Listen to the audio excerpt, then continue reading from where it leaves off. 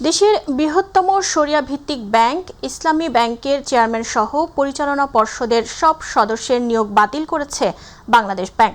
বাংলাদেশ ব্যাংকের সহকারী মুখপাত্র শাহরিয়ার সিদ্দিকী রোববার এ তথ্য নিশ্চিত করেছেন। তিনি জানান, ব্যাংক কোম্পানি আইন 1991 এর ক্ষমতা বলে এই সিদ্ধান্ত নেওয়া হয়েছে। একই সঙ্গে বাংলাদেশ ব্যাংকের নির্বাহী পরিচালক মোহাম্মদ জহির হোসেনকে পর্ষদের যাবতীয় ক্ষমতা প্রয়োগ ও দায়িত্ব পালনের দায়িত্ব দেওয়া হয়েছে। এর আগে ইসলামী ব্যাংকের চেয়ারম্যান নিয়োগকে কেন্দ্র করে ব্যাংকটিতে অস্থিরতা শুরু হয়। এরপর প্রতিষ্ঠানটির সামনে লাগাতার আন্দোলন কর্মসূচি পালন করে গ্রাহক ফোরাম নামে একটি সংগঠন। সব মিলিয়ে ব্যাংকের উপর আস্থা হারিয়ে প্রায় 7,000 কোটি টাকার বেশি আমানত তুলে নেন গ্রাহকরা। এজন্য রোববার ব্যাংকটিকে 2,500 কোটি টাকার তারল্য সহায়তা দেওয়া হয়। পরিস্থিতি সামাল দিতেই এখন প্রতিষ্ঠানটির পর্ষদ ভেঙে দিল নিয়ন্ত্রক সংস্থা বাংলাদেশ ব্যাংক। দারিদ্র্য আর অনিশ্চয়তার সঙ্গে প্রতিনিয়তই লড়াই করে চলা সুবিধাবঞ্চিত নারীদের জীবনে আশার আলো হয়ে এসেছে বর্তমান সরকারের ফ্যামিলি কার্ড কর্মসূচি। 17 জুন রংপুরের পীরগঞ্জ উপজেলার চতরা ইউনিয়নের 4 নং ওয়ার্ড সহ দেশের 19টি উপজেলার বিভিন্ন ইউনিটে তৃতীয় পর্যায়ে বিতরণ করা হবে এসব ফ্যামিলি কার্ড। প্রতি মাসে 2,500 টাকা আর্থিক সহায়তা পাওয়ার খবরে নতুন শব্দ দেখতে শুরু করেছেন তারা। রংপুর থেকে বিস্তারিত জানাচ্ছেন মাহমুদুল হাসান। নেই জমিজমা, নেই নিশ্চিত আয়ের পথ। 18 বছর আগে স্বামীকে হারিয়েছেন রংপুরের পীরগঞ্জের চতরা ইউনিয়নের বড় ভগবানপুর গ্রামের শ্রীমতী মায়ারানী, বয়স 75। একই গ্রামের অলকারানীও 2 বছর আগে স্বামী হারিয়ে কষ্টে কোনো মতে সংসারের হাল ধরে টিকে আছেন তিনিও। তবে এবার তাদের জীবনে আশার আলো হয়ে এসেছে ফ্যামিলি কার্ড। আমার তো কিছুই করে পাই না, ওই টাকা দিয়ে আমরা আনার দুটো অন্ন খাবো বা বস্ত্র পিনবো। টাকা দিয়ে করবো যে মনে করো যে 4টা চাল কিনে খাবো, হয়তো 2টা বস্ত্র পিনবো, হয়তো 2 টাকা জমা করবো। পীরগঞ্জ সহ দেশের বিভিন্ন এলাকার সুবিধাবঞ্চিত পরিবার ও ক্ষুদ্র নিগোষ্ঠীর নারীরা হয়েছেন অন্তর্ভুক্ত। মাসে 2,500 টাকা সহায়তাকেই তারা নতুন আশার আলো ও সংসার চালানোর ভরসা হিসেবেই দেখছেন। ফ্যামিলি কার্ডের টাকা পাবো, তাকে দিয়ে মনে করেন চলাফেরা করবো, খাওয়া খাদ্য খাবো। যখন আমি এই টাকাটা পাবো তখন আমি ওই ওষুধ কিনে খেতে পারবো। এখন বাচ্চা ঘেরো লেখাপড়া করবি, স্বামী আমার অসুস্থ। আমাদের সরকারকে আমরা অনেক ধন্যবাদ জানাই। এরই মধ্যে অনুষ্ঠিত হয়েছে ফ্যামিলি কার্ড পাইলটিং এ তথ্য যাচাই, মনিটরিং ও গণশুনানি। আমাদের এখানে জরিপ হয়েছে 885টি পরিবার। সেখান থেকে আমরা পিএমটি স্কোর অনুযায়ী 705 জনকে পেয়েছি। কয়েকটা সাব কমিটি করে কিন্তু সরেজমিনে তদন্ত করে দেখা হয়েছে যে এরকম কোনো ধরনের ব্যক্তি আছে কিনা। আপাতত 38 জনের মতো তথ্য আমরা পেয়েছি যাদেরকে মনে হয়েছে তারা সচ্ছল, এবং এই 38 জন কিন্তু বাদ আছে। যদি কোনো সময় এটা আপনার ধরা পড়ে যে তথ্য গোপন করে বা ভুল তথ্যর মাধ্যমে তারা অন্তর্ভুক্ত হয়েছে, তো আলটিমেটলি সেটা পরে বাদ যাবে। আপনারা ধৈর্য ধরুন, দেখুন যে কি হচ্ছে।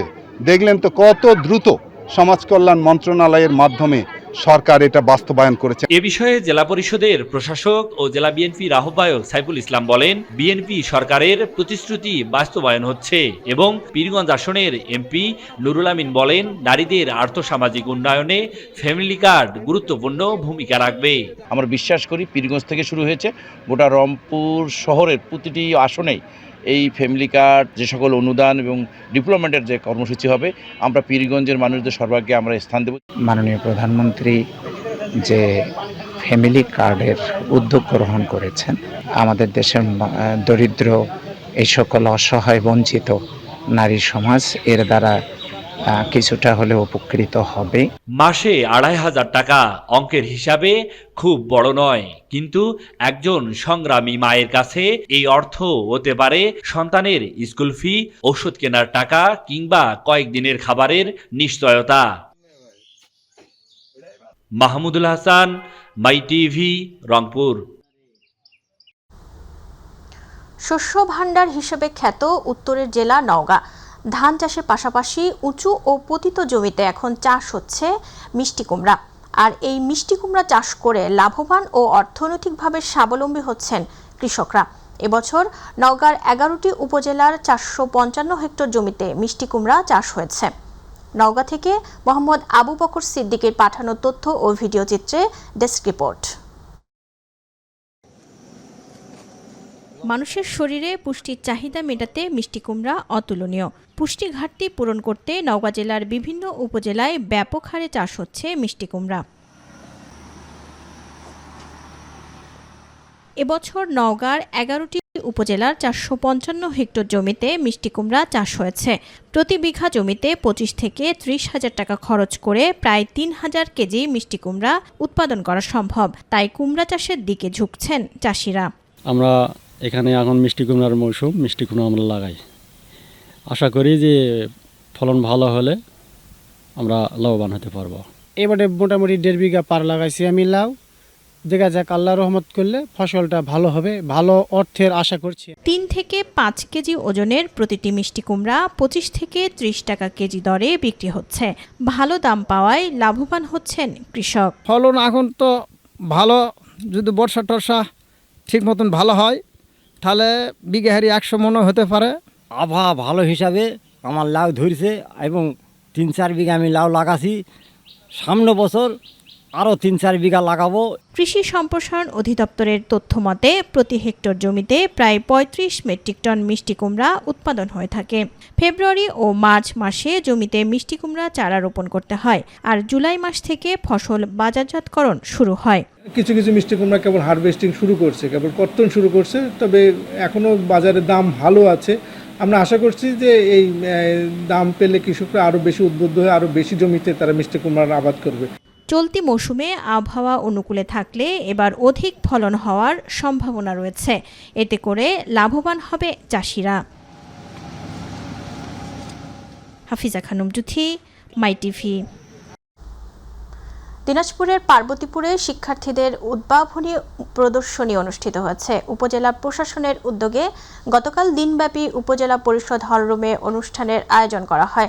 এ সময় উপজেলা নির্বাহী কর্মকর্তা সাদ্দাম হোসেন, সমাজসেবা কর্মকর্তা তাপস রায়, একাডেমিক সুপারভাইজার বিভাস চন্দ্র বর্মন, পার্বতীপুর সরকারি টেকনিক্যাল স্কুল অ্যান্ড কলেজের অধ্যক্ষ আহসান হাবিব সহ সংশ্লিষ্টরা 3 প্রতিষ্ঠানের বিজয়ীদের হাতে পুরস্কার তুলে দেন। শহীদ রাষ্ট্রপতি জিয়াউর রহমানের 45তম শাহাদত বার্ষিকী উপলক্ষে চট্টগ্রাম মহানগর শ্রমিক দলের উদ্যোগে আলোচনা সভা অনুষ্ঠিত হয়েছে।